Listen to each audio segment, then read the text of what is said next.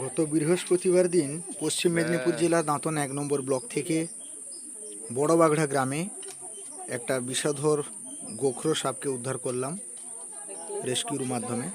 ভিডিওটি কেমন লাগলো অতি অবশ্যই জানাবেন। সাপ দেখে কেউ আতঙ্কিত হবেন না।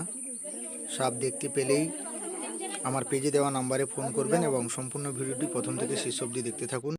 সঙ্গে রিলিজের ভিডিওটিও আছে, ভিডিওটি প্রথম থেকে শেষ অবধি দেখবেন। আজকের ভিডিওটি কেমন লাগলো অতি অবশ্যই জানাবেন। সবাইকে পাশে থাকার জন্য অসংখ্য অসংখ্য ধন্যবাদ। সবাই ভালো থাকবেন, সুস্থ থাকবেন। দেখা হবে পরবর্তী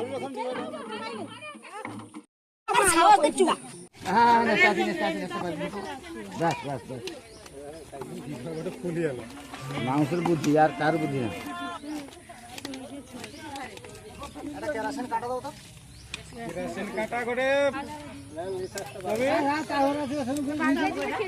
মুরগি বেটারে ঠান্ডা করতে হবে।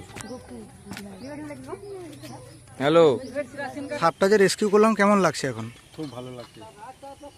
আতঙ্কে ছিলেন নাকি? হ্যাঁ, আতঙ্কে তো ছিলাম একটু। তো আপনারা জানেন আজকে পশ্চিম মেদিনীপুর জেলার দাঁতন 1 নম্বর ব্লকের অন্তর্গত বড়বাগড়া গ্রামে শীতলা মায়ের মন্দিরের পাশে দাদাভাইয়ের নাম আপনার?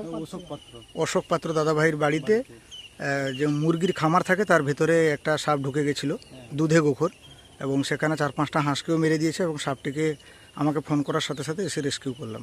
তো সবাই সাপ দেখে কেউ আতঙ্কিত হবেন না। পেজে দেওয়া যে নাম্বার আছে নাম্বারে ফোন করবেন। সবাইকে ধন্যবাদ।